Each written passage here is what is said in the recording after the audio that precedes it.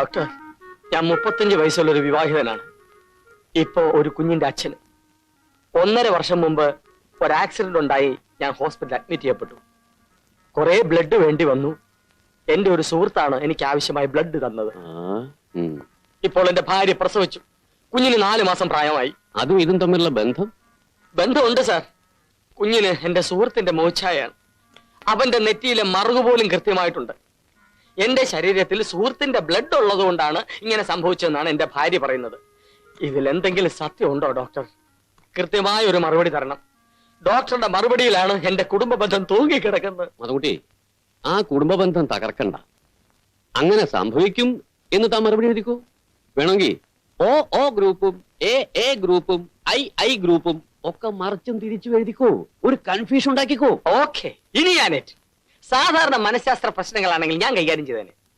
ഇതിൽ ബ്ലഡിന്റെ കാര്യം വന്നുകൊണ്ടാണ് അഡ്വൈസിന് വേണ്ടി ഞാൻ ഇങ്ങോട്ട് പോകുന്നത്. മിസ്റ്റർ മനസുഖം പത്രാധിപർ മതംകുട്ടി, സർ, ഗോൺസാൽവസ് ആയി കള്ളപ്പേരിൽ മനഃശാസ്ത്ര പങ്ക്തി എഴുതുന്ന സൂക്ഷിച്ചു വേണം. തടി കേടാവും. മേനോൻ സാർ എന്റെ ഉപദേശകനായിരിക്കുന്നിടത്തോളം കാലം എന്റെ തടി കേടാവൂല. Wish you all the best. Thank you very much. ഈ ലക്കം മനസ്സുഖം വേണ്ടെങ്കിൽ വേണ്ട. ഇതേപോലെ തന്നെയായിരുന്നു കാലടി ശങ്കര കോളേജ് പഠിക്കുമ്പോഴേ ആർട്സ് ക്ലബിന്റെ ഫെസ്റ്റിവലിന് കലാഭവന്റെ പരിപാടി വെച്ചു. നമ്മൾ അതിന് മുകളിൽ വേറെ പരിപാടി നന്ദു സാറിനെ തിരക്കി നടക്കായിരുന്നു.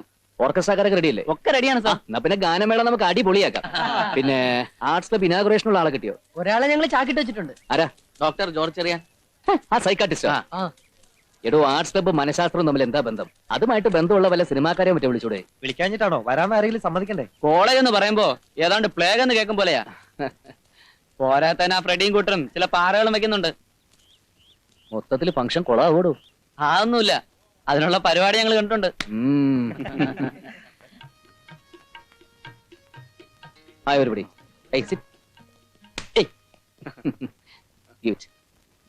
അല്ല, ഗംഗ എവിടെ? ക്ലാസ്സിലാ. അതുകൊള്ള സോങ് പ്രാക്ടീസ് ഇവിടെ എത്ര ഞാൻ പറഞ്ഞിരുന്നാണല്ലോ. ആരെങ്കിലും ചെന്നേ? ഞങ്ങൾ ഇന്ന് പോണോ? ഇന്ന ടീച്ചറുടെ ക്ലാസ്സാ. എന്താ പേടിയാ? പേടിയായിട്ടില്ല, എന്തെങ്കിലും ചളവിളാന്ന്. സാർ, ഞാൻ പോയി വിളിച്ചോണ്ടരാം. ആ ചെല്. The middle ear is an air-filled chamber laying in the temporal bone on the inner wall. Excuse me, Yes, song practice ചെയ്യാൻ ഗംഗയെ വിളിക്കുന്നുണ്ട്. ക്ലാസ് നടന്നുകൊണ്ടിരിക്കല്ലേ? ഓർക്കസ്ട്രക്കാരൊക്കെ വന്നിട്ടുണ്ട്. നന്ദു സാർ പറഞ്ഞിട്ടാ.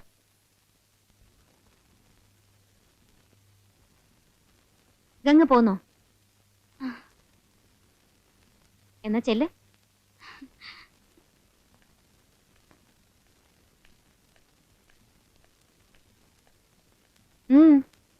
ഞങ്ങൾക്കും ബ്രേക്ക് ഡാൻസിന്റെ റിഹേഴ്സൽ ഉണ്ടായിരുന്നു. എന്നാ പിന്നെ അതൊക്കെ കഴിഞ്ഞിട്ട് വന്നാ പോരായിരുന്നോ? ബാക്കിയുള്ളവരെ ഡിസ്റ്റർബ് ചെയ്യുന്നതിനാ? സോറി, ഇപ്പോഴാ ഓർത്തത്. നോ, ഇനി ഇപ്പൊ പോവാൻ പറ്റില്ല. ഓ, നന്ദു സാർ വിളിക്കുന്നവരെ മാത്രമേ വിടുള്ളൂ അല്ലേ?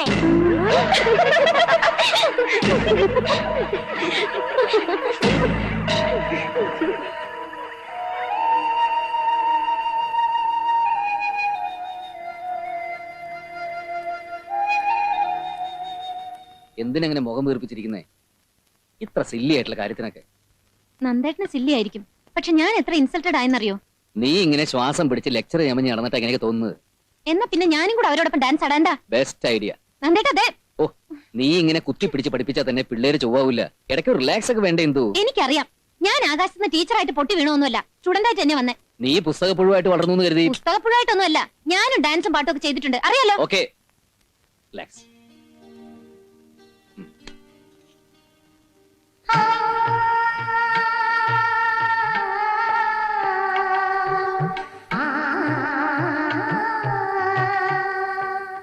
എന്താ ഇനി മൂടോട്ട് മാറിക്കേ? വെറുതെ ഓരോ കാര്യങ്ങൾ ആലോചിച്ച് നമ്മുടെ സുന്ദരമായ രാത്രി കളയണോ? തനിക്ക് ഞാൻ ട്യൂൺ ചെയ്ത പാട്ട് കേൾക്കണ്ടേ? വേണ്ട. ഓ, അങ്ങനെ പറയില്ല എന്തുട്ടി. തന്നെ കേൾപ്പിക്കാൻ വേണ്ടി മാത്രമാണ് കോളേജിലെ ഗാനമേളയുടെ ഫുൾ ഇൻചാർജ് ഏറ്റെടുത്തത്. സുഖിപ്പിക്കല്ലേ? ഓ, സത്യമായിട്ടും അതെ. ട്യൂൺ ചെയ്യുമ്പോ മനസ്സ് മുഴുവൻ നീയായിരുന്നു. ആദ്യമായിട്ട് നിന്നെ കണ്ടപ്പോഴുള്ള നിന്റെ നോട്ടം, ചിരി, വെപ്രാളം. മതി മതി. ആ പിന്നെ പാട്ട് കേൾക്കാൻ ഫ്രണ്ട് റോയിൽ തന്നെ എന്തുട്ടി വേണം. ഉണ്ടാവില്ലേ മോളെ? കൊഞ്ചല്ലേ?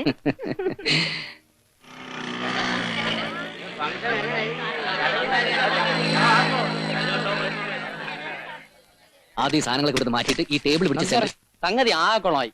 എന്താ? ആർട്സ് ക്ലബ് ഉദ്ഘാടനം ഡോക്ടർ ജോർജ് ചെറിയാനില്ലേ, അദ്ദേഹത്തിന് വരാൻ പറ്റില്ലെന്ന്. വേറെ എന്തോ കോൺഫറൻസ് ഉണ്ടെന്ന്. ഓ, ഇനിയിപ്പോ എന്ത് ചെയ്യും? സാർ വിചാരിച്ചാൽ നടക്കും. വേറെ ഏതെങ്കിലും ഡോക്ടർ പകരത്തിന്? സോറി, ഇക്കാര്യം മാത്രം എന്നോട് പറയുന്നത് ഞാൻ നേരത്തെ പറഞ്ഞിട്ടില്ലല്ലേ. ഈ ഒരു അവസരത്തില് സാറ് കൂടി ഒഴിയരുത്, പ്രസ്റ്റീജ് പ്രശ്നം. ഏയ് നന്ദു എന്തായി പറയണേ? കോളേജ് ഇനോഗ്രേഷൻ ഞാൻ വരാനോ? എന്റെ മുഖത്തിലെ ഷേപ്പ് മാറ്റുന്ന നിനക്ക് എന്താത്ര നിർബന്ധം? അയ്യോ, അങ്കിളിനെ ബുദ്ധിമുട്ടിക്കണമെന്ന് ആഗ്രഹം ഉണ്ടായിട്ടല്ല. ആ സൈക്കാട്രിസ്റ്റ് സമയത്ത് കാല് മാറിയതുകൊണ്ടല്ലേ. അത് അയാളുടെ ആയുസിന്റെ ബലം കൊണ്ടാ. ഛേ, തമാശ പറയാനുള്ള സമയം അല്ല അങ്കിളേത്. യൂണിയൻ ഭാരവാഹികളൊക്കെ എന്റെ അടുത്ത് തന്നെയുണ്ട്. അവർക്ക് ആകെ ടെൻഷനില്ല. അങ്കിൾ കൂടി കൈ ഒഴിഞ്ഞ അവരുടെയൊക്കെ മുഖത്തിന്റെ ഷേപ്പ് മാറും. എനിക്ക് എന്തായാലും വരാൻ പറ്റില്ല. പിന്നെ അത്ര നിർബന്ധമാണെങ്കിൽ ഞാൻ വേറൊരാളെ അയക്കാം.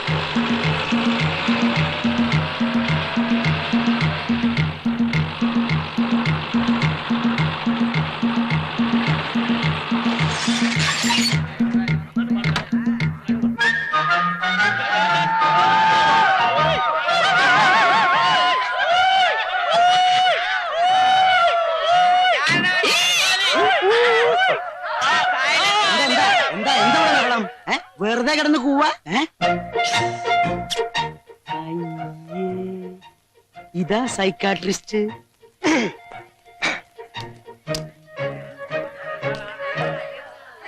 ഡോക്ടർ ഗോൺസാൽവോസ് ആണോ? ഞാൻ ആരോഗ്യസ്വാമി. ഗോൺസാൽവോ സാറിന്റെ ബോഡി കഴിഞ്ഞിട്ട് മേനോൻ സാർ അയച്ചതാണ്. ഗോൺസാൽവോസ് ഉണ്ടല്ലോ. മാറി നിൽക്കൂ. പെൺകുട്ടികളൊക്കെ ആൺകുട്ടികളോട് ചേർന്ന് നിൽക്കൂ.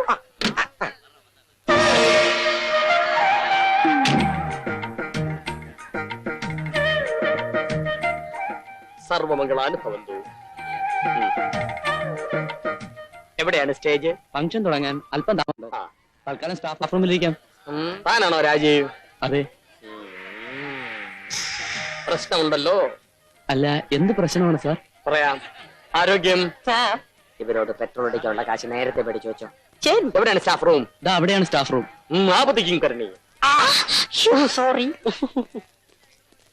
സാറിന് അകത്തേക്ക് ഇരിക്കാം. ഞങ്ങൾക്ക് സ്റ്റേജിൽ ഇത്തിരി പണിയുണ്ട്. Okay, thank U.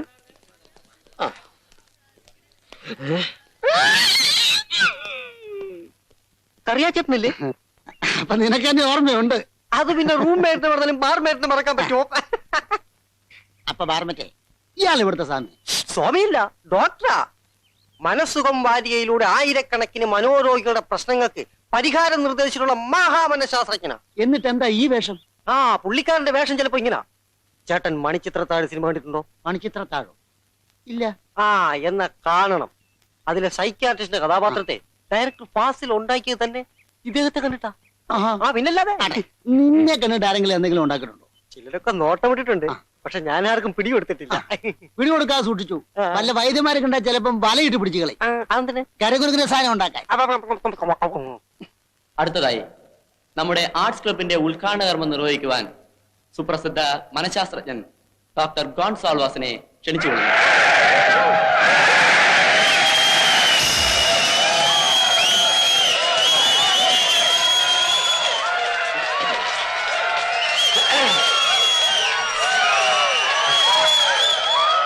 കൂവലിന് ശക്തി പോരാ.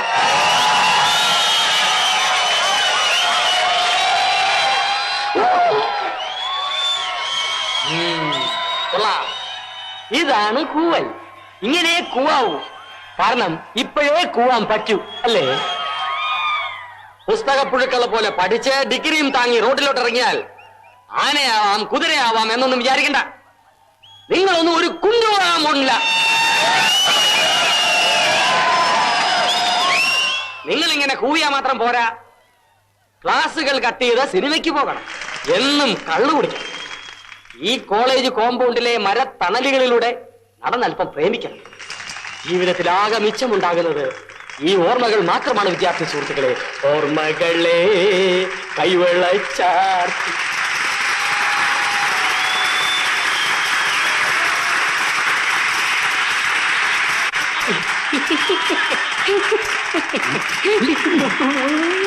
നിങ്ങളുടെ പ്രിൻസിപ്പൾ അച്ഛനെ പോലെ ക്ലോക്കിലെ സമയം നോക്കി ജീവിക്കാനുള്ളതല്ല ജീവിതം.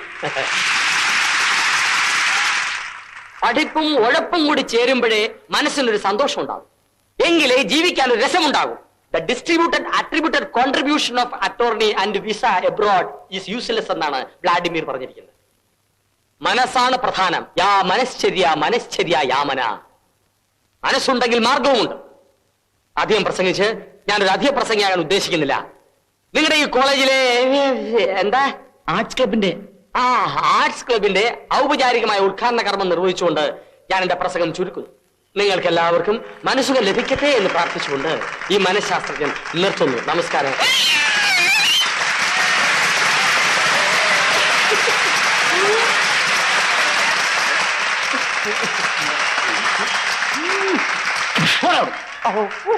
എന്റെ ഭാര്യ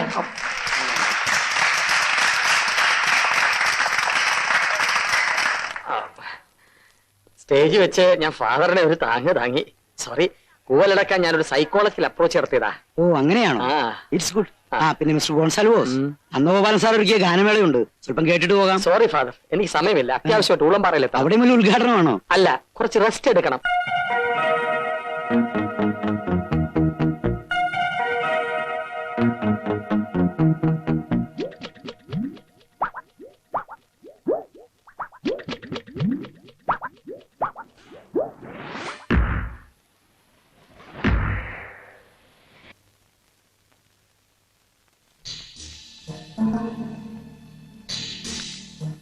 എങ്ങനെയുണ്ട് കൊച്ചേട്ടാ? ഫോട്ടോസ് ഒക്കെ കൊള്ളാം. ആരാ കൂട്ടത്തിലൊരു സുന്ദരക്കുട്ടപ്പൻ? അതാ നന്ദു സാറ്. പുള്ളിക്കാരന്റെ സോങ്സ് ഒക്കെ കമ്പോസ് ചെയ്തത്. എന്നതാ? അല്ല, പാട്ടൊക്കെ ട്യൂൺ ചെയ്ത ഞങ്ങളുടെ ഇംഗ്ലീഷ് ലെക്ചറാ. പാട്ടും കൂത്തൊക്കെ കൊള്ളാം. പക്ഷെ ഉത്തര ക്ലാസ് വരുമ്പോ വട്ടപൂജ ആണെങ്കിലേ ചേട്ടൻ നിന്നെ തോലുച്ച് ഷീറ്റാക്കി മാറ്റും. പറഞ്ഞേക്കാം. ആ പോയിരുന്ന് പഠിക്കേ.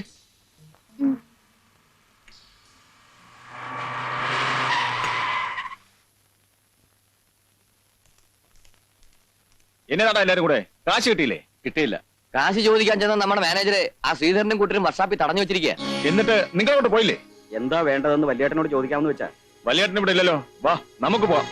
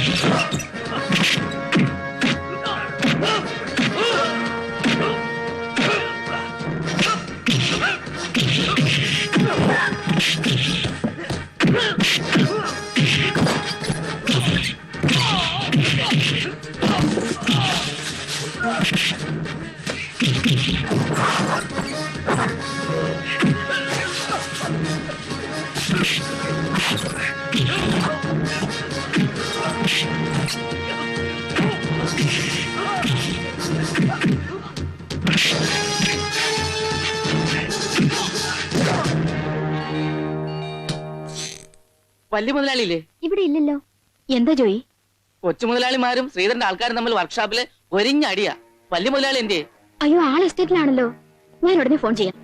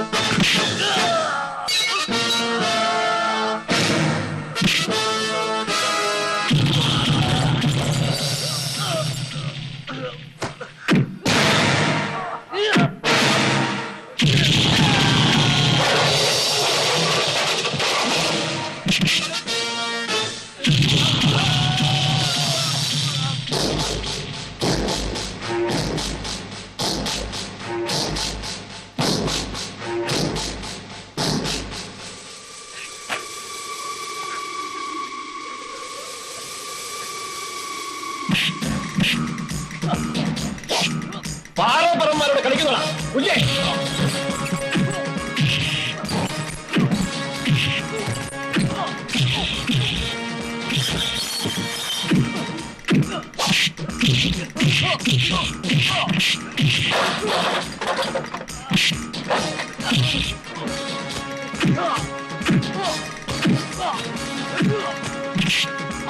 ഒന്നുകളെ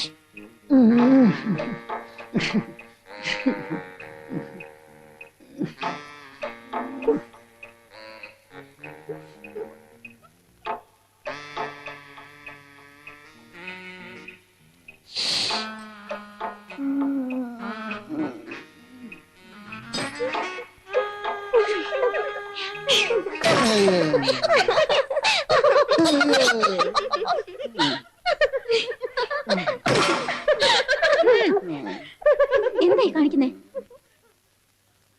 മദ്യപിച്ചിട്ടുണ്ടോ? കുടിച്ചിട്ടുണ്ടോന്ന്?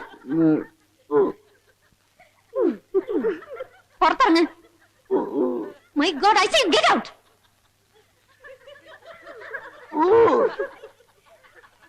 Stop it.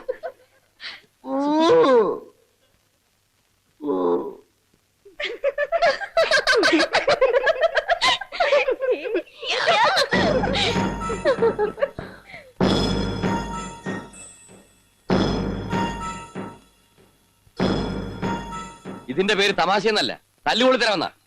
പൊട്ടിയ എക്യുപ്മെന്റ്സിന്റെ പണം ഞങ്ങൾ തന്നോളാം. എക്യുപ്മെന്റ്സിന്റെ പ്രശ്നമല്ല, അയാൾക്ക് എന്തെങ്കിലും സംഭവിച്ചിരുന്നെങ്കിൽ ആര് ഉത്തരം പറയും? നിങ്ങളെ കുറിച്ച് ഇതിനു മുമ്പും ഇന്നലെ ടീച്ചറിന്റെ കംപ്ലൈന്റ്സ് എനിക്ക് കിട്ടിയിട്ടുണ്ട്. ഇനി എന്തെങ്കിലും കംപ്ലൈന്റ് ഉണ്ടാക്കിയാൽ ഫലം വളരെ മോശമായിരിക്കും. You may go now.